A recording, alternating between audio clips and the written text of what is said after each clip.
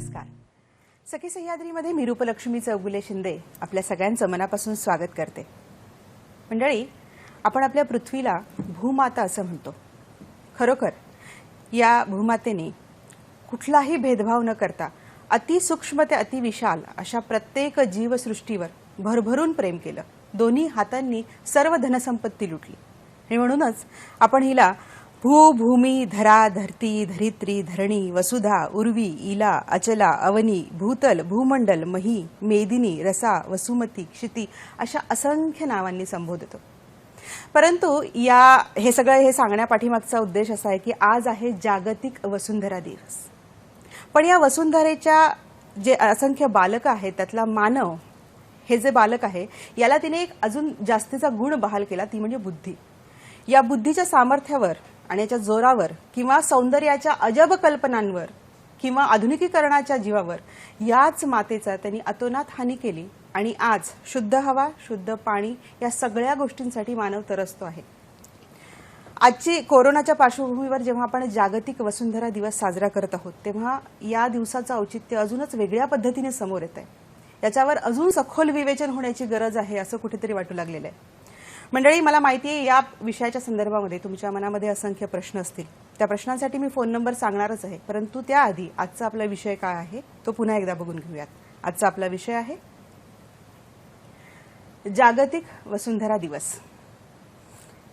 आणि या दिवसाच्या निमित्ताने या दिनाच्या पार्श्वभूमीवर एकंदरीतच मानवाने जी पर्यावरणाची, वायू प्रदूषण म्हणा, हवेचं प्रदूषण म्हणा, जंगलतोड, वाढलेली उष्णता या सगळ्या पार्श्वभूमीवर आपलं काय कर्तव्य आहे आणि आता इथून पुढे आपण ह्या सगळ्या गोष्टींकडे किती काळजीने बघितलं पाहिजे, केवढ्या गांभीर्याने बघितलं पाहिजे, या सगळ्या विषयावर आज चर्चा करणार आहोत. आणि या विषयावर चर्चा करण्यासाठी ज्यांना आमंत्रित केलेलं आहे त्यांचा परिचय करून देते. त्या आहेत प्रणाली राऊत, सामाजिक कार्यकर्ते आहेत मॅडम. भारतीय जीवन व पृथ्वी रक्षण चळवळीच्या पण कार्यकर्ते आहेत. 14 वर्षापासून डहाणू येथे रासायनिक शेती बदलून त्यांनी नैसर्गिक शेती सुरू केलेली आहे. डहाणू येथे चुना आणि गुळाच्या मिश्रणातून त्यांनी घर बांधलेलं आहे. प्रणाली मॅडम ह्या चरखा आणि हातमाग देखील शिकलेल्या आहेत आणि आता त्या लवकरच वस्त्र बनवण्याचं कार्यही सुरू करणार आहेत. अनेक राज्यांमध्ये, महाविद्यालयांमध्ये जाऊन विद्यार्थ्यांना, अनेक नागरिकांना त्यांनी पर्यावरणाच्या संदर्भामध्ये जनजागृती करण्याच्या दृष्टिकोनातून अनेक व्याख्यानं दिलेली आहेत. या सगळ्या विषयाच्या संदर्भामध्ये तुमच्या मनामध्ये जे प्रश्न असतील ते विचारण्यासाठी लागणारे फोन नंबर आमचे असे आहेत. फोन नंबर घ्या 24908050, 24988050 हे आमचे नंबर आहेत आणि 022 हा STD कोड आहे. मोबाईल धारकांनी देखील या कोडचा वापर करायचा आहे. तेव्हा आता कार्यक्रमाला लगेचच सुरुवात करते. मॅम, तुमचं सखीच्या मंचावर मनापासून मी स्वागत करते. खरं तर आजचा जागतिक वसुंधरा दिवस म्हणजे कुठेतरी या वसुंधरेच्या प्रती कृतज्ञता व्यक्त करणारा दिवस आहे. थोडंसं जागृत होऊन याच्याकडे विचार करण्याचा दिवस आहे. आज आपण शुद्ध हवेसाठी जे तरसतो आहोत, आपलं जीवनच आज संकटात आलेलं आहे. या सगळ्या पार्श्वभूमीवर तुम्ही जागतिक वसुंधरा दिवसाचं आजचं औचित्य काय सांगाल? याची सुरुवात कधी झाली, त्याच्या पाठीमागची पार्श्वभूमी काय आहे, या सगळ्याविषयी. वसुंधरा दिवस आज आपण साजरा करतोय. वसु म्हणजे प्राण आणि धरा म्हणजे धारण करणारी वसुंधरा. हिचं अस्तित्व आहे म्हणूनच आपल्याला अस्तित्व मिळालंय, या जीवसृष्टीला अस्तित्व मिळालेलं आहे. आणि आम्ही आमच्या प्रत्येक आयुष्यातला एक एक दिवस अनुभवतोय तो केवळ वसुदेच्या अस्तित्वामुळे, हे आपण लक्षात घ्यायला पाहिजे. आणि खरं तर तिच्यासाठी आपण फक्त एकच दिवस साजरा करतोय हे थोडं कुठेतरी चुकतंय असं वाटतं. पण जे काय आहे ते पण काही कमी नसे, म्हणून आपण विचार करूया की आता प्रत्येक दिवस जो आहे तो पृथ्वीसाठी असायला हवा, अशी परिस्थिती निर्माण झालेली आहे. सॅन फ्रान्सिस्कोला 1969 मध्ये एक युनेस्कोची जागतिक परिषद झाली. या परिषदेमध्ये काही तज्ज्ञांनी असं मत मांडलं की उत्तर गोलार्धामध्ये मार्च आणि एप्रिल हा महिना जो आहे तो वसंत ऋतूचा असतो आणि वसंत ऋतू म्हणजे पृथ्वीच्या सृजनाचा असतो. आणि या सृजनाबद्दलचा आभार किंवा कृतज्ञता व्यक्त करणं, एकूणच तिच्या संवर्धनासाठी काळाची गरज पण निर्माण झाली. आणि तिच्या शांततेसाठी हा शांतताप्रिय दिवस म्हणून त्यांनी 1969ला ही गोष्ट घोषित केली आणि 1970 पासून ती अंमलात पण आणली गेली. आणि हा वसुंधरा दिवस म्हणून आपण तिच्याकडे पाहतोय. खरंय मॅडम. आता गेडावर नेल्सन यांना मला वाटतं यांनी एक तेलगळती झाली आणि समुद्रातल्या अनेक जीवसृष्टी त्यामध्ये गेल्या आणि तिथून त्यांना जो काही त्रास झाला आणि तिथून त्यांच्या डोक्यात कल्पना आली की अशा पद्धतीने जनजागृती करण्यासाठी एखादा दिवस आपण साजरा करायला हवा, असंही मी त्याच्याबद्दल ऐकलेलं आहे. मॅडम, एकंदरीत हा दिवस आपण जेव्हा सुरू करतोय किंवा एखादा दिवस साजरा करतोय त्याच्या पाठीमागची तळमळ एकच असते की तो जो प्रश्न आहे किंवा ती जी समस्या आहे त्याच्यावर थोडं गांभीर्याने बघितलं गेलं पाहिजे. जनजागृती हा तर दररोज होणारा प्रवास असेल, परंतु तो दिवस फार महत्वाचा आहे असं या निमित्ताने म्हणावं असं वाटतं. पुढे जाऊन मॅडम की ह्या दिवसाचंच औचित्य साधून आपण थोडासा जर विचार केला, म्हणजे तसं सगळ्यांना माहितीये परंतु तरी देखील एक पुन्हा जर उजळणी केली तर ह्या वसुंधरेची, या पृथ्वीची जी निर्मिती झाली आहे ती प्रक्रिया इतकी सुंदर आहे. त्या प्रक्रियेचा थोडासा आढावा घेऊयात का? अगदी नक्की. 480 कोटी वर्षापूर्वी सूर्यापासून हा सुटलेला गोळा आणि तो विशिष्ट अंतरावरतीच येऊन थांबला म्हणून आपल्याला विशिष्ट म्हणजे सुयोग्य तापमान मिळालं. तो विशिष्ट वस्तुमानाचाच आहे म्हणून गुरुत्वीय बल मिळालं आणि तो विशिष्ट कोनातून कललेला आहे म्हणून ऋतुचक्र आहे. वा, खरं. आणि या सगळ्या गोष्टींमुळेच ती तेव्हाची घटना घडते ती म्हणजे तुम्ही आम्ही आज एकत्र येऊन बोलतोय ती त्याला पार्श्वभूमी तेव्हापासूनच आहे. तो अनंत काळ आहे आणि साधारण 410 कोटी वर्षापूर्वी जीवाणू जन्माला आले आणि जीवाणूंनी वातावरणातला कार्बन डायऑक्साईड वायू शोषला आणि हा कार्बन डायऑक्साईड वायू शोषल्यानंतर साधारण 192 कोटी वर्षापूर्वी वनस्पती, हरितद्रव्य रूपी वनस्पती उदयाला आली आणि या वनस्पतींनी संपूर्ण पृथ्वी हरितद्रव्याने नटली, झाकली गेली. तेव्हा मग अलीकडे म्हणजे म्हणूया की 45 कोटी वर्षापूर्वी प्राणीसृष्टी सागरातून भूमीकडे सरकायला लागली. बरं. आणि 45 कोटी वर्षानंतर प्राणीसृष्टी भूमीकडे सरकल्यानंतर साधारण उत्क्रांती तत्ववादातून जर आपण गेलो तर 60 लाख वर्षापूर्वी वानरापासून उत्क्रांत होत माणूस हा प्राणी 2 पायावर उभा राहायला लागला. हा प्रागैतिहासिक काळ, आदिम मानव जे म्हटलं जातं, हा प्रचंड मोठा काळ आहे आणि फक्त 10-12 हजार वर्षापूर्वी आपण कृषी युगात आलो. आपण निसर्गालाच पाहिलं की निसर्ग मोठ्या प्रमाणावर अन्न उत्पादन करतो. हा कसा काय करू शकतो? हे माणसाने बुद्धीचा विकास होत राहिला होता, त्यामुळे त्याने ते ओळखलं आणि तो एका जागी स्थायिक झाला की अशा पद्धतीची शेती आपल्यालाही करता येतं निसर्गासारखीच. आणि तो त्या शेतीसाठी मग कुटुंब व्यवस्था जन्माला आली, त्यातून ग्रामव्यवस्था जन्माला आली आणि मग एकंदरीतच या समाज व्यवस्थे स्थिर झाली आणि मग त्यातून कला ज्या आहेत त्या शिल्पकला, चित्रकला, वास्तुकला म्हणू आपण, लेखन कला, या कला ज्या अवगत झाल्या त्या या काळातल्या आहेत आणि या कलांचा विकास होत गेला आणि माणूस एक व्यवस्थेमध्ये स्थिर झाला. परंतु फक्त आता हा 250 वर्षापूर्वीचा काळ आणि 1750 आपण म्हणूया 1756ला जेम्स वेटचं पहिलं इंजिन आलं. जेम्स वेटचं पहिलं इंजिन आलं. पाण्याची वाफ करताना इंधन जाळलं जाणार आहे आणि हे इंधन पृथ्वीकडूनच घ्यावं लागणार आहे. हे इंधन जाळल्यावर कार्बन डायऑक्साईड वायू वातावरणात जाणार आहे. तो काय करेल हे जेम्स वेटला कळलं नाही आणि 100 वर्षांनी त्यानंतर येणाऱ्या एडिसनने जो दिव्याचा शोध लावला यांनाही ती गोष्ट कळली नाही की वीज बनवताना कोळसा, तेल, वायू जाळल्यानंतर वातावरणात जाणारा कार्बन डायऑक्साईड वायू काय करेल. हे दोन्हीही लोकहिताचेच काम करणारे, प्रामाणिक त्यांच्या ठिकाणी असून सुद्धा, त्यांच्याबद्दल आदर असून सुद्धा मी म्हणेन हे वैज्ञानिक वृत्ती नव्हती, ही तंत्रज्ञानाची पद्धत होती आणि हे तंत्रज्ञानाकडे कल गेला आणि ह्या पद्धतीने यंत्र सुरू झालं. 1756ला पहिलं यंत्र जेम्स वेटचं आलं आणि त्यानंतर 1776ला वेल्थ ऑफ नेशन हा ॲडम स्मिथचा पहिला ग्रंथ आला. या ग्रंथात म्हटलंय की वापरा आणि फेका. या एवढ्या मोठ्या आजही अर्थव्यवस्थेचा हा आदर्श ग्रंथ मानला जातो, परंतु याच्यात कुठेही म्हटलेलं नाही की यातून अर्थव्यवस्थेतून जे काही वस्तू उत्पादन होणार आहेत आणि त्या वस्तू उत्पादन करताना वातावरणात जाणारा कार्बन डायऑक्साईड काय घडेल ह्या ग्रंथामध्ये कुठेही असं म्हटलेलं नाही. 1776ला हा ग्रंथ आला आणि आमच्याकडे 1784ला गिरगाव आणि वरळी हा पहिला भराव मुंबईच्या बेटांचं भरणं सुरू झालं. म्हणजे याला आम्ही ज्याला विकास म्हणतो तो विनाशाची पायरी तेव्हापासूनच सुरू झाली आणि मुंबई बेट आणि ते डोंगर तोडून भराव समुद्र, रेसकोर्स हा पूर्णतः समुद्रावरती आहे. पण मॅडम एखादा शोध लागतो, त्या शोधा पाठीमागे कुठलं तरी कारण असतं, त्याच्या काही उपयोगिता असतात, पण माणसाचा हव्यास ही जी काही एक प्रवृत्ती आहे की ती संपत नाही, कुठे थांबायचं हे कळत नाही आणि इथून ह्या विज्ञानाच्या शोधांचा गैरवापर म्हणा किंवा त्याचा अतिवापर म्हणा किंवा त्याचा दुरुपयोग करून स्वतःचीच हानी करून घेतली, असंही आपल्याला त्याच्याकडे बघून म्हणावंसं वाटतं. अधिक माहिती घेते मॅडम. भागीरथ जालन्यावरनं आपल्याला प्रश्न विचारतात, त्यांचा प्रश्न अधिक घेते. Hello hello. हा हॅलो. हा बोला. हा भागीरथजी, आपला प्रश्न विचारा. आमचा प्रश्न तुमच्या कार्यक्रमाबद्दल विचारा. कार्यक्रमाबद्दल हार्दिक शुभेच्छा सर्वांना तुम्हाला. आपल्यालाही. बरं बरं. कारण हे जीवन हे पुढचं कार्यक्रम चालू असल्यामुळं प्रणालीचं त्याच्यामुळं आम्हाला आवड आहे. झाडे जगवा, झाडे राहा. नक्कीच. हा पृथ्वी, पाणी हे सगळ्या गोष्टी जीवन. एवढा मोठा कोरोनाचा रोगाचा प्रभाव असतानाही पृथ्वीवरती एवढं मोठं हे संकट आहे. भागीरथजी, तुमचा आवाज माझ्यापर्यंत स्पष्ट येत नाहीये, पण तरी मला अंदाजे तुमचा प्रश्न कळालेला आहे. धन्यवाद. एकंदरीत वृक्ष हा जो खरं तर प्रमुख मुद्दा आहे त्याला त्यांनी छेडलेला आहे की त्यांनाही आवड आहे. झाडी ही म्हणजे आज आपलं सर्वस्व आहेत, वृक्षवल्ली.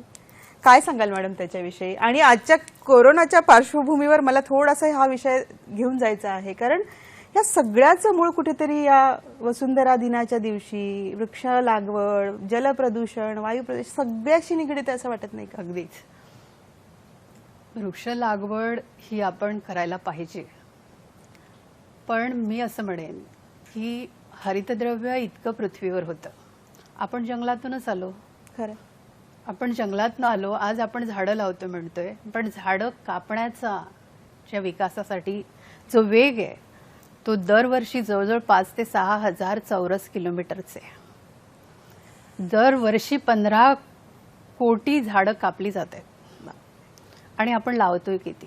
मी पण दरवर्षी शेकडो झाडं लावते. आमचे उपक्रम असतात, आम्ही लावतो, ती रुजतात आणि म्हणजे जगली पाहिजेत याकडे लक्ष देतो.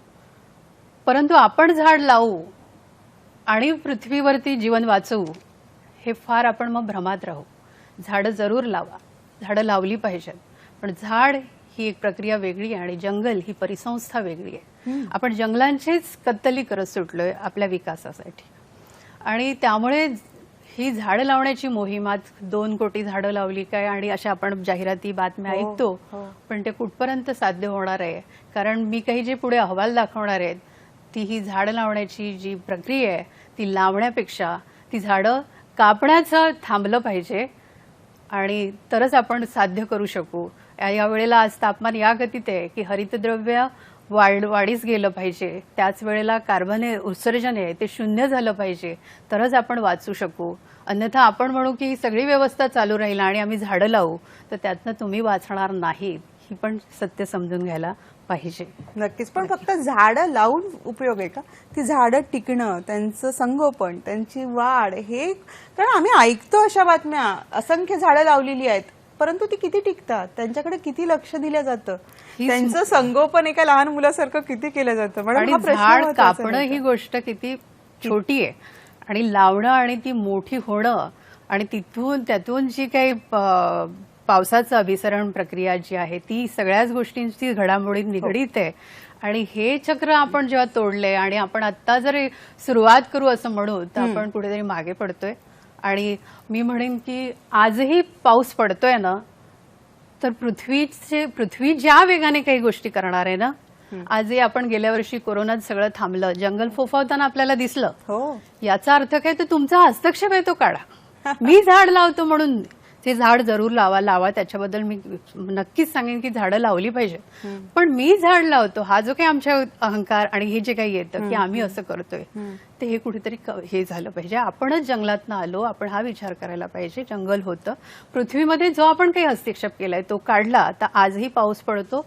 जंगल तिच्या परीने जे वाढणार आहे ते आपण नाही करू शकणार. आणि प्रत्येक जणाला हे पटलेलं आहे मॅडम की मधल्या काळामध्ये जेव्हा मानवजात संपूर्ण लॉकडाऊन मध्ये घरी होती तेव्हा शुद्ध हवा, शुद्ध पाणी अगदी याचा प्राणीसृष्टी अनुभव घेतला. फुलताना दिसली आपल्याला शहरांमध्ये आणि ती पण अगदी घेतला. स्वतंत्रपणे खरंय. वावरताना आपल्याला दिसली. खरंय, खरंय. हो ना. तर आपल्याला सागर पाटील बुलढाण्यावरनं बोलतायत, काय म्हणतात बघूयात. हॅलो, हा मॅडम, हा बोला, आपला प्रश्न विचारा सागरजी. म्हटलं ते उपाययोजना सांगा ना, तुम्ही काय सांगू शकता तर? हो नक्की सागरजी, नक्की सांगणार तुम्ही पूर्ण आहोत. तुम्ही ऐका कार्यक्रम कार्यक्रम. बघा. उपाययोजना काय किंवा उपाययोजना म्हणण्यापेक्षा मॅडम आपलं कर्तव्य काय एवढं जरी कळालं तरी अगदी. खूप झालं नाही हो, का? काय सांगाल वृक्षवल्लींच्या संदर्भामध्ये? आता तुम्ही नैसर्गिक शेती कडे वळला, काय तुमचा अनुभव सांगा, तुम्ही कशा वळलात आणि काय त्यातनं तुम्हाला एक समाधान किंवा काय मिळालं तेही सगळं जाणून घ्यायचंय. नैसर्गिक शेती बघा, भारतात म्हणजे आपण जो कृषीयुगाचा काळ म्हणतो ती कृषी संस्कृती भारताने जगाला दाखवून दिली होती. खरंय. आणि भारताची कृषी संस्कृती हे जगाचं उत्तर आहे आज वाचण्याचं असेल तर. आणि आपल्या पूर्वजांनी बघा ना की हे अल्बर्ट हॉवर्डचं पुस्तक आहे, अॅन ॲग्रिकल्चर टेस्टामेंट. या पुस्तकात त्यांनी हा ब्रिटिश कृषी तज्ञ होता. बरं. ब्रिटिशांना आपली शेती आधीच मोडायची होती खरं तर, बरं. म्हणून त्यांचा कृषी तज्ञ आपल्या भारतात त्यांनी पाठवलं. पण हा तज्ञ मात्र त्याच्या ठिकाणी प्रामाणिक होता.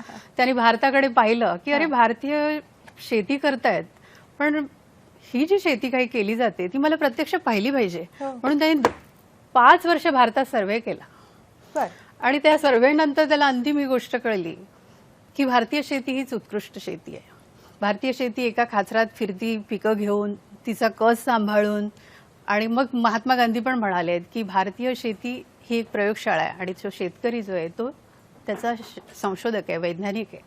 तर त्यांनी म्हणजे 1939 पर्यंत आपल्याकडे 2 लाख जाती भातांच्या होत्या, ह्याच्यात नमूद केलेले. बरं. 2 लाख भात. ह्या कोणी संशोधन ह्याचं केलं होतं? भारतीय शेतकऱ्यांनी केलं होतं. आता हे संशोधन भारतीयांचं होतं. भारतीय पण कुठेही पृथ्वीला त्यांनी हात लावला नव्हता, तिचा लचका तोडला नव्हता आणि त्या पद्धतीने शेती करत होते. ते निसर्गाला पाहून शेती करत होते. आणि निसर्गाला पाहून शेती करत असताना ह्यांनी जेव्हा शेतकऱ्यांच्या मुलाखती घेतल्या तेव्हा त्यांनी म्हटले की आम्ही शेती करतोय पण आमचा शेतकरी खरा निसर्ग आहे. ही सर्वात मोठी गोष्ट. आणि त्यांनी ही गोष्ट नष्ट करण्याची जी शेती होती रासायनिक शेतीची ती त्यांनी इथे राबवली नाही. मात्र स्वातंत्र्य मिळालं आणि स्वामीनाथनने ही रासायनिक शेती या देशात राबवली आणि त्याचे परिणाम आज आत्महत्येकडे जे शेतकरी जात आहेत त्याला कारण स्वामीनाथन आहेत हे मी पूर्ण जबाबदारीने सांगेन. नक्कीच तुमचा अनुभवही जाणून घ्यायचा आहे, त्यातनं ती प्रक्रिया पण थोडीशी जर आम्हाला सांगितली तर बरं होईल. कारण ह्याच्याविषयी काही गैरसमज आहेत तेही आपण त्या निमित्ताने दूर करूयात की नैसर्गिक शेती नेमकं करण्याची प्रक्रिया काय आहे, कशा पद्धतीने ती करायला हवी, थोडंसं त्याबद्दलही जाणून घ्यायला आवडेल मॅडम. परंतु इथे घेते मंडळी छोटीशी विश्रांती.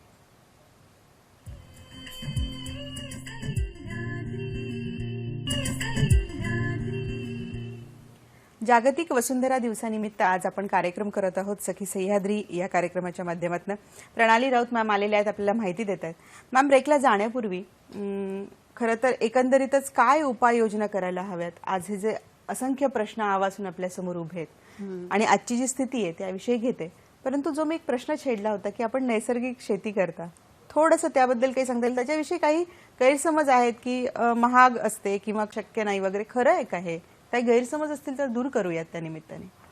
आता प्रत्येक वेळेला आपण रसायनं टाकत गेलो आणि रसायनाशिवाय शेती, माझी आई प्रत्यक्ष मला म्हणाली की रसायनांशिवाय शेतीच होत नाही. तर तिला मी म्हटलं अरे बाबा या खाचरांमध्ये जर अशा पद्धतीचं घडत असेल तर तुझं नुकसान झालं तर मी तुला त्याची भरपाई देईन. ही जी आपल्या मेंदूची हे घडण केली आहे ना की रसायनाशिवाय शेतीच होऊ शकत आहे. पण आता तुम्ही पाहिलं तर मोठ्या प्रमाणावरती नैसर्गिक शेतीकडे लोक वळताना दिसत आहेत. कारण त्यांना हे कृत्रिम रसायनांची शेती जी आहे तिचं अन्न उत्पादन म्हणजे मोठ्या प्रमाणावरती कॅन्सर म्हटलं तरी आणि तापमानवाढीला सुद्धा आधुनिक शेती आणि रासायनिक शेती कारणीभूत आहे हे समजायला लागलेलं आहे. आणि आपण रसायन खातो म्हणजे आपण आपल्या शरीराचं काय करतोय हे पण कळायला लागले. त्यातूनच अनेक आजारांना आपण तोंड द्यायला लागलोय. तर ही स्थिती निर्माण झाली आहे आणि यातला शहाणपण यायला लागलेला आहे असं समजायला काहीच हरकत नाही. आणि नैसर्गिक शेती लोक करताना मला अनेक फोन किंवा लोकांशी चर्चा करताना लोक म्हणतायत की आम्ही नैसर्गिक शेती करतोय आता, आणि याचं महत्त्व लोकांना कळायला लागलेलं आहे. पण आजची एकंदरीत तरी ही स्थिती काय आहे? म्हणजे महत्त्व कळायला लागलंय पण तो ती प्रोसेस खूप हळू आहे अजूनही, असं वाटत नाही का? हो, ही प्रोसेस कारण एवढा भडीमार होतोय रासायनिक शेती खतांचा की त्यामुळे जाहिरातींच्या माऱ्यापुढे आपली मानसिकता त्या पद्धतीची होते आणि पटकन उत्पादन हवं असतं आपल्याला. आणि ह्या शहरांचा पोशिंदा म्हणून शेतकऱ्यांना जेव्हा आपण म्हणतो तेव्हा ते वर्षातनं 3-3 वेळा पिकं काढली जातात. त्यावेळेला जमिनीचा कस काय उरतोय, ती नापिकीकडे चालली, ती क्षारता वाढत चालली आहे, या गोष्टींकडे लक्ष वेधायला पाहिजे की शेतकरी म्हणजे शेती पण जरी असली तरी ती काय आपल्या एका पिढीसाठी नाहीये, पुढच्या पिढ्यांसाठी नापीक केलेली शेती कसं काय अन्न उत्पादन होणार? ते इतर कारण अन्न उत्पादन होणार नाहीत ह्याच्यासाठी तर आहेतच, पण ही पण मूळ गोष्ट समजून घ्यायला पाहिजे असं मला वाटतं. तर या दृष्टीतून पाहिलं पाहिजे. एकंदरीत स्थिती काय आहे आज पृथ्वी सर्वसामान्यांमध्ये पर्यावरण रक्षणाची आपण काय सांगाल की ज्या योग्य स्वार्थीपणा संकुचितपणा कमी झालं पाहिजे आणि पर्यावरणाशी आपण राहू शकत नाही हे देखील लोकांना समजलं पाहिजे. नक्कीच नक्कीच. रवींद्रजी काय सांगाल? मूळ गोष्ट मानवाच्या मूलभूत गरजा आहेत, हवा पाणी अन्न. त्यानंतर वाढीव गरजा आहेत त्या वस्त्र निवारा हो. वाहतूक. नैसर्गिक शेती अन्न म्हणून तुम्ही करायला हवी नैसर्गिक शेती. त्यानंतर वस्त्र जे आहे ते चरखा हातमागावरती विणायला पाहिजे, कारण हजारो वर्ष आपण उत्कृष्ट वस्त्र विणत होतो.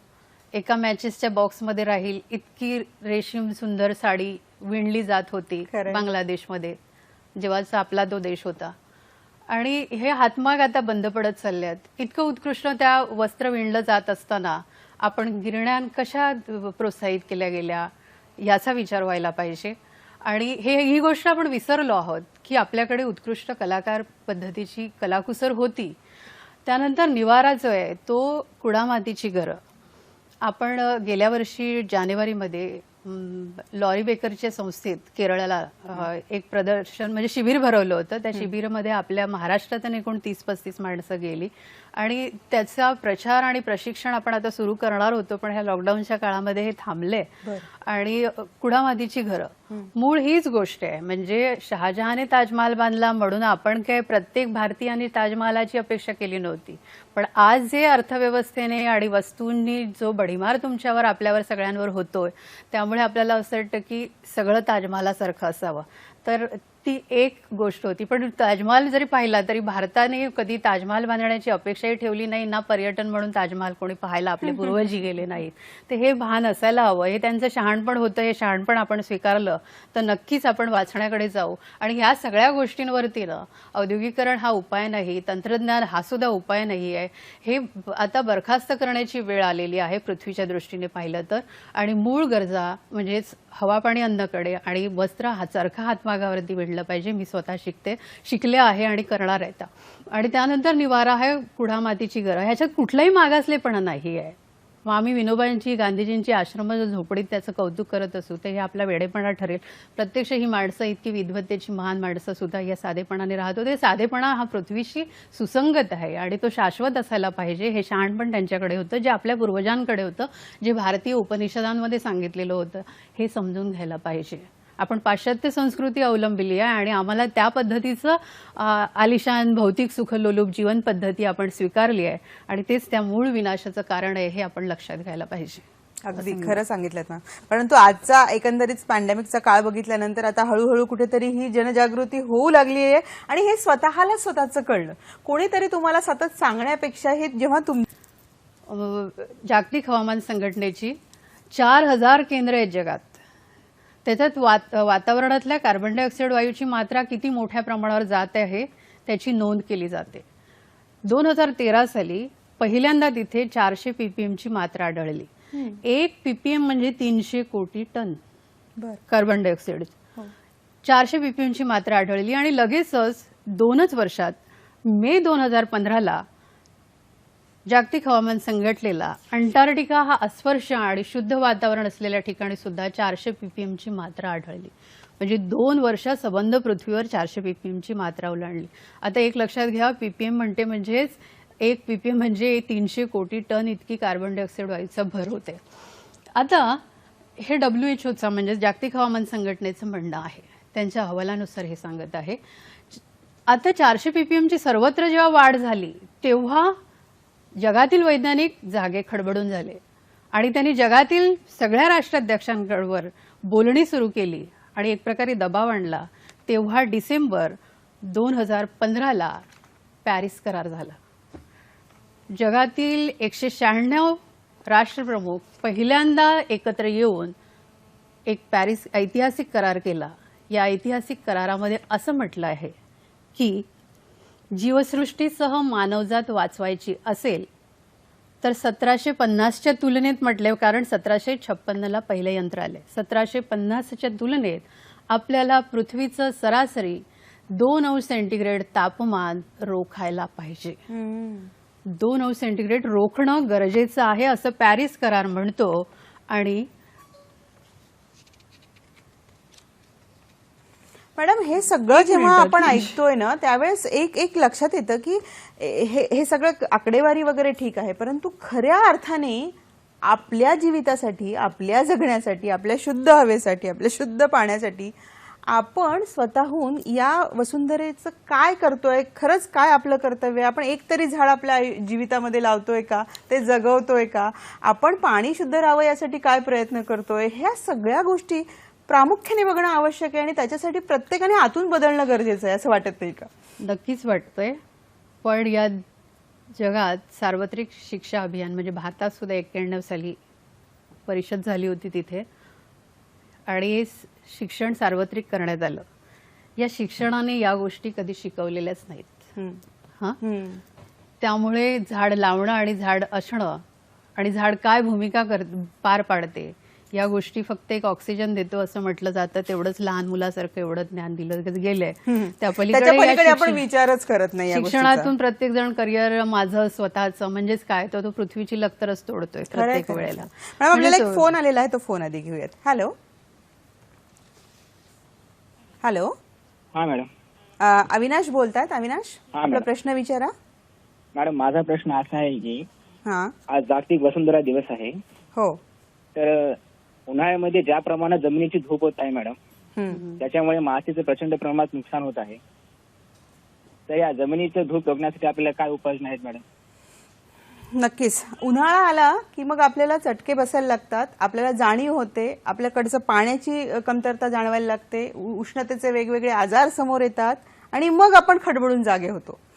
ही जी काही जमिनीची धूप आहे मुळात ही रोखण्यासाठी काय सांगाल? बऱ्याच गोष्टी माहिती असतात मॅडम, परंतु त्या सातत्याने सांगितल्यानं तरी कुठेतरी मनात बिंबवल्या जातात. काय सांगाल ही जमिनीची धूप रोखण्यासाठी? जमिनीची धूप थांबवण्याचं काम जंगलच करते. मग जंगल वाचवणं हेच महत्वाची गोष्ट. झाड तोडता कामा नये. प्रत्येक पान मी तर म्हणेल महत्वाचे आता. आणि कसं काय विकासाच्या नावाने अशी जंगलतोड होऊ शकते? मग तुम्ही असं जंगल तोडत असताना कुठे अडवण्यासाठी जाता का? हे जगाला, देशाला, समाजाला समजावून देता का? हा प्रश्न आहे ना. धूप कशाने होते ही साधी गोष्ट आपल्याला समजायला पाहिजे. आणि मातीचे थर वाहत चालले आहेत, डोंगर तोडले जात आहेत विकासाच्या नावाने. प्रचंड भराव चालू आहेत. डोंगर ही तर पृथ्वीची एक पाणी धारण करण्याची परिसंस्था आहे. तिचे तोडणं आपण कसं काय थांबवू शकणार नाही? कारण आम्हाला प्रत्येकाला विकास हवा आहे. आज आपण प्रत्येक उद्योजकांना दोष देतोय, राजकारणाला दोष देतोय. हे दोषी नाही आहेत तशा पद्धतीने विचार केला तर. कारण आम्हाला प्रत्येकाला अशा भौतिक सुख हवी आहेत. आम्हाला प्रत्येकालाच टीव्ही, फ्रीज, घरात तर त्या वस्तू हव्यातच आहेत, मोबाईल, सगळ्या गोष्टी हव्यात. आणि सगळी सुख हवी असतील तर मग विकास तर होणारच आहे. ही गोष्ट लक्षात घ्यायला पाहिजे. नक्की. पण हा विकास कुठल्या दिशेने चाललेला आहे? तो खरंच विकास होतो आहे का आपल्या नाशाकडे आपण त्या विकासाच्या माध्यमातून जातोय? हे सगळं गांभीर्याने बघणं फार महत्वाचं आहे. अगदी. आणि हा विकास नाहीच आहे हे आता जे काही विज्ञान सांगते. तंत्रज्ञानाकडे लक्ष देऊ नका. विज्ञान आणि तंत्रज्ञान ह्याच्यात मोठी तफावत आहे. यंत्रावर आधारित ते तंत्रज्ञान आहे. सत्य शोधणं हे विज्ञान आहे आणि सत्य शोधणं हेच विज्ञान जर असेल तर सत्य शोधणं हे पण आध्यात्मिक दृष्ट्या पण तेच सत्य शोधण्याकडेच त्याचाही कल असतो. त्या दोन्ही सांगड घालून असतात. म्हणजे ब्रुनो, कोपर्निकस, गॅलिलिओ हे सत्य सांगण्यासाठीच असे होते. त्याचप्रमाणे ज्ञानेश्वर आपली संत परंपरा जी आहे ती पण सत्य शोधण्याकडेच जात होते. तर हे आपण समजून घ्यायला पाहिजे असं मला वाटतं. खरंय खरंय. आणि हे सत्य शोधत असताना विज्ञानाची सांगड घालत निसर्गाशी तेच विज्ञान आहे. हे विज्ञान आहे. अगदी. आणि आपण जर विज्ञान तंत्रज्ञानाला म्हणू तर ही सर्वात मोठी अंधश्रद्धा ठरेल. नक्कीच. म्हणजे थांबते छोट्याशा विश्रांतीसाठी.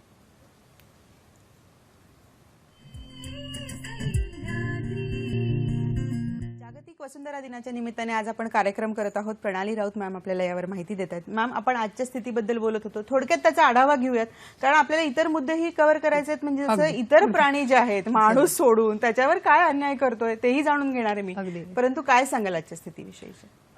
मी आता पॅरिस कराराबद्दल बोलली. पॅरिस करार जेव्हा झाला तेव्हा 1.2 अंश सेंटीग्रेडची आपण आधीच वाढ करून ठेवलेली आहे आणि 2016 साली ऑगस्टमध्ये जागतिक हवामान संघटनेचा दुसरा रिपोर्ट आला. त्यांनी म्हटलंय की जून 2015 ते जून 2016 या एका वर्षात पृथ्वीची सरासरी तापमान जे आहे ते 0.20 ने वाढलं.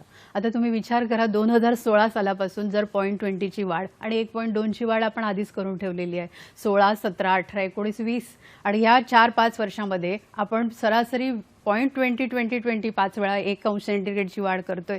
1 अंश सेंटीग्रेडची वाढ ही 5 वर्षांमध्ये पृथ्वीच्या इतिहास काळात कधीही घडलेली नव्हती. इतक्या वेगाने आपण तापमानवाढीकडे चाललेलो आहोत, ही गोष्ट लक्षात घ्यायला पाहिजे. आणि 2020 म्हणजे ऑगस्ट 2020ला अहवाल आला जागतिक हवामान संघटनेचा की यावर्षी ऑगस्टमध्ये आपण पूर्णतः 2 अंश सेंटीग्रेडची वाढ केलेली आहे. म्हणजे पॅरिस कराराचं जे उद्दिष्ट होतं ते उद्दिष्ट अयशस्वी ठरतं आणि पॅरिस करार आता आपण 2 अंशच्या पुढे चाललेलो आहोत. हा ह्याचा एक मॅप आहे की त्यांनी ते पूर्ण पुढे गेलेलो म्हणजे ऑलरेडी आपण ती रेषा ओलांडलेली ओलांडलेली आहे. आहे आणि ही भयानक स्थिती खरंय, आहे. याच्या पुढे ना कोरोनाची भीती ही काहीच नाहीये. खरंय. कोरोना ही एक साथ आहे आणि कोरोना तर मी म्हणेन की हा शरीरापेक्षा मनाचा आजार मोठ्या प्रमाणात झालेला आहे आणि याच्यासाठी जर परीक्षा वगैरे सगळ्या गोष्टी रद्द करत असाल ते कुठेतरी चुकीचं ठरतं. मुलांची जी आपण गुण नाही पण गुणवत्ता सुद्धा आपण त्यांना त्याच्यापासून वंचित ठेवू. आपण ह्या परीक्षा वगैरे ज्या आहेत त्याच्यावरती पुनर्विचार झाला पाहिजे आणि नाहीतर विचित्र पायंडा सुरू होईल आणि समाजाच्या पिढ्यांचं नुकसान होईल असं मला प्रामाणिकपणे सांगावं आपल्याला वाटतं. संजय सोंदलगे कोल्हापूरवरनं प्रश्न विचारतायत. हॅलो. हॅलो. हां, बोला नमस्कार, मी कोल्हापूरहून संजय सौंदलगे बोलतोय. बोला. हा मॅडम, मला प्रश्न असा विचारायचा आहे की अयोग्य जीवनशैलीमुळे सुद्धा आपण पर्यावरणात हानी पोहोचवतो का, हा एक पहिला प्रश्न आहे. आणि दुसरा प्रश्न की स्थानिक प्रजातीची झाडं वापरून वृक्षारोपण केली तर नक्कीच त्याचा वसुंधरा वाढीस फायदा होईल का? नक्कीच, दोन्ही प्रश्न महत्वाचे आहेत. अयोग्य जीवनशैली हो, पुन्हा स्वतःकडे तुम्हाला बोल. तुमच्या प्रश्नातच तुमचं उत्तर आहे की तुमची अयोग्य जीवनशैली जी आहे तीच त्याला कारणीभूत आहे. आणि स्थानिक जी वृक्षलता होती ज्या ठिकाणी जी होती ती आपण तोड करतोय आणि एक वेगळ्याच पद्धतीची लागवड करायला सुरुवात केली. म्हणजे आम्ही जंगलमूळ तोडलं आणि ऊसाची लागवड सुरू केली. ऊस कशासाठी आहे? ऊस पाणी किती वापरते? ऊस कशासाठी आहे? साखर कारखान्यांसाठी. साखर कशासाठी आहे? चॉकलेट आणि कोल्ड्रिंकसाठी आहे. मग आम्ही ऊस उत्पादन कशासाठी करतोय आणि पाणी प्रचंड प्रमाणावरती निर्यात का करतोय आणि पाण्याची प्रश्न समस्या निर्माण झाली असं म्हणून का ओरडतोय? ही गोष्ट शेतकऱ्यांनी पण लक्षात घ्यायला पाहिजे असं मला वाटतंय. मॅडम, काय होतं ना की आपण वेगवेगळ्या प्रजातींचे वृक्ष लागवड करतो, त्याच्यामध्ये आपल्याला हे कळत नाही की गावाबाहेर वृक्ष कोणती लावायची आहेत, घरांच्या अवतीभोवती वृक्ष कोणती लावायची. आपण सर्रास चुकीची प्रॅक्टिस करतोय का वृक्ष लागवडीच्या बाबतीत, हा एक प्रश्न. आणि त्याच्यात जोडून मधमाशी आणि फुलपाखरं ही जे काही नैसर्गिकरित्या नवीन सगळं बीजारोपण करतात, ह्यांच्याकडे लक्ष आपण कधी देणार आहोत, त्याच्याबद्दल काय सांगा?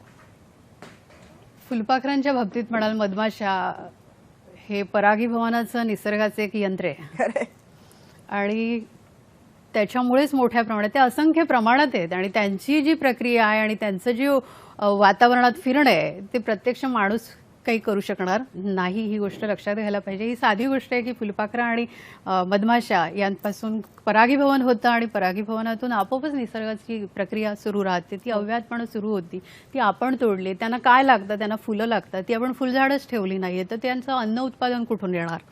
तर ही गोष्ट लक्षात. आपण सरळ सरळ फुलं तोडतोय बाजारहाटासाठी, आपल्या व्यवस्थेसाठी, सुशोभीकरणासाठी.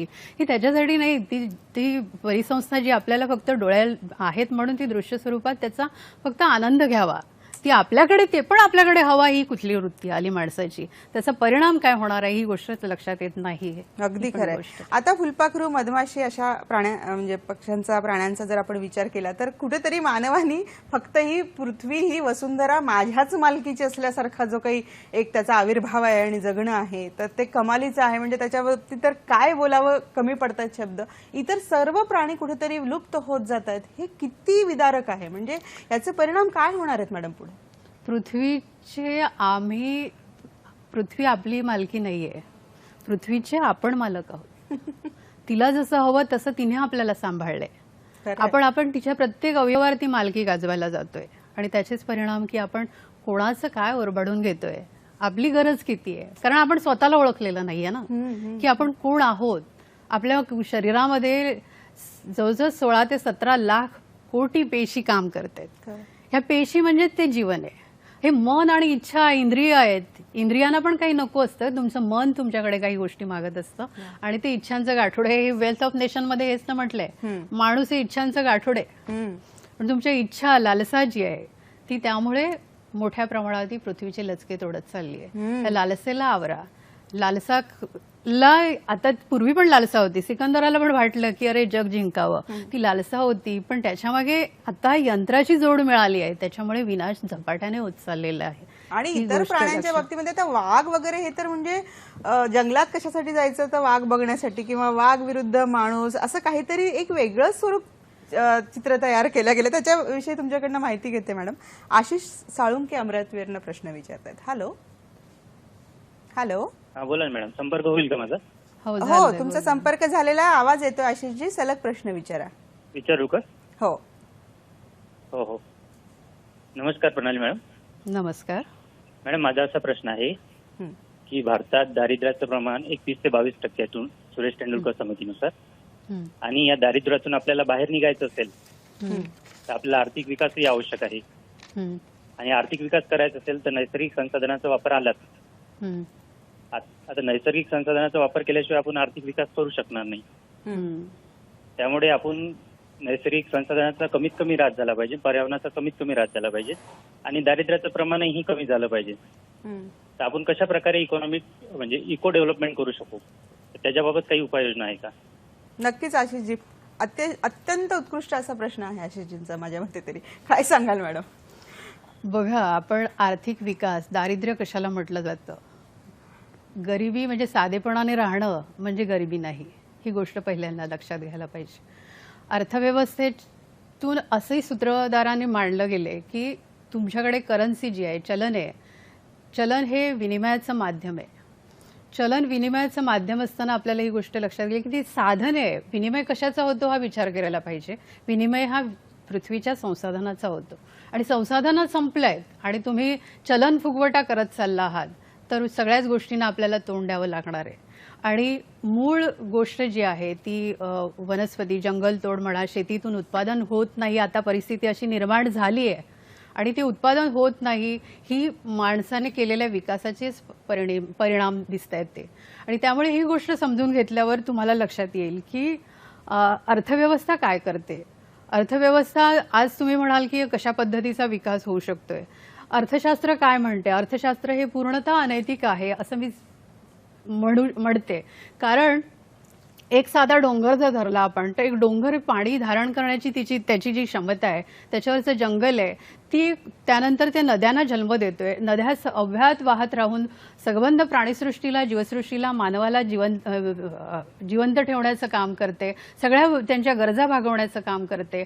आणि अशा वेळेला काय होतं की पण त्यावेळेला अर्थव्यवस्था तुम्ही काही विकत घेत नाहीत, विकत देत नाहीत, विक्री करत नाहीत, खरेदी करत नाही. या वेळेला जीडीपी किंवा अर्थव्यवस्था चालत नाही. पण त्याच वेळेला त्या डोंगरावरचं जंगल कापलं, विकलं गेलं बाजारात, जीडीपी वाढतो. त्यानंतर तुम्ही डोंगर तोडला, त्या नद्या उद्ध्वस्त झाल्या, पाण्याचे प्रश्न झाले, पाण्याचं दुर्भिक्ष झालं, मग पाण्याच्या समस्या सोडवण्यासाठी विकास आणला आणि मग तुमचं आरोग्य बिघडलं, आरोग्यासाठी पुन्हा वैद्यकीय सेवा सुरू झाल्या. मग तुम्ही सगळं खरेदी विक्री करता ना. मग खरेदी विक्री केली की अर्थव्यवस्था वाढते आणि मूळ अर्थव्यवस्थेला खरेदी आणि विक्री हीच गोष्ट साध्य होऊ शकते, तरच अर्थव्यवस्था चालू शकते. ही गोष्ट समजून घ्यायला पाहिजे की आपण पृथ्वीचे ह्या विकासाच्या नावाने एक एक लक्तर तोडत चालल्यात. दारिद्र्य म्हणजेच पृथ्वीने कोणाला उपाशी ठेवलेलं नाही. पृथ्वीने अव्याहतपणे आतापर्यंत सबंध जीवसृष्टीला जगवलं. ती वेल मासाला जगवते, ती हत्ती गेंड्या प्राण्यांना सारख्यांना जगवते आणि टिचभर माणसाला दारिद्र्य का यावं लागतं हा विचार करायला पाहिजे की मोठ्या प्रमाणावरती विषमता आहे, वितरण असमान आहे, त्यामुळे त्या परिस्थितीला गरिबांना तोंड द्यावं लागतं. ते त्या अर्थाने मी म्हणेल म्हणजे म्हणजे सरकारची गोदामं, लोकसंख्या पण त्याच दृष्टीने विचार केला जातो की लोकसंख्या वाढते, अरे लोकसंख्या वाढते की सरकार येऊन वाढवत नाहीयेत, हे प्रत्येकाच्या हातात हे. तुम्ही लोकसंख्या मी स्वतः प्रत्यक्ष एक मुलीला जन्म दिलाय की लोकसंख्या वाढू नये या दृष्टिकोनातून आपण विचार करतो, पण ती थांबवणं तर गरजेचंच आहे. पण त्याच वेळेला जर सरकारच्या गोदामामध्ये प्रचंड प्रमाणावरती धान्य भरून ठेवलं गेलं आहे, श्रीमंत अधिक श्रीमंत होताना दिसत आहेत आपल्याला, हे धान्य तिथे कोठाऱ्यात भरलेलं असताना एखादा माणूस जर उपाशी असेल तर तो पृथ्वीचा दोष नाही, सरसकट लोकसंख्येचा दोष नाहीये. वर्ल्ड इकॉनॉमिक फोरममध्ये आता म्हटलं गेलं आहे की त्यांच्या अहवालात की जगातील 1% लोकांकडे 60% संपत्ती आहे, उरलेल्या 80% लोकांकडे 20% संपत्ती आहे. मग तुम्ही विचार करा, उरलेल्या 79% लोकांकडे साधी माणसं आहेत, गरीब आहेत, ती लोकसंख्येला काही कारणीभूत ठरतात का? पण सरसकट लोकसंख्या वाढते हा मुद्दा, म्हणजे मी त्याचं समर्थन नाही करत आहे, पण तरी सुद्धा हा मुद्दा तितका गौण ठरेल असं मला वाटतं. नक्कीच. मुळात निसर्गाची हानी करून आपण आर्थिक उन्नती साधू शकतो हा विचारच कुठेतरी मुळासकट दृष्टिक्षेपच बदलण्याची गरज आहे. आणि तुम्ही जसा आता प्रश्न विचारला त्याप्रमाणे तुम्ही म्हणाल की आर्थिक विकास झाला पाहिजे, दारिद्र्य गरिबी ह्या गोष्टींच्या वेगवेगळं करा आणि त्यातला अर्थ शोधा, हे का असं घडलं ते, आणि तुम्ही त्यातून पर्याय शोधायला पाहिजे. मंडळी, अशीच माहिती घेणार आहोत. इथे घेते छोटीशी विश्रांती.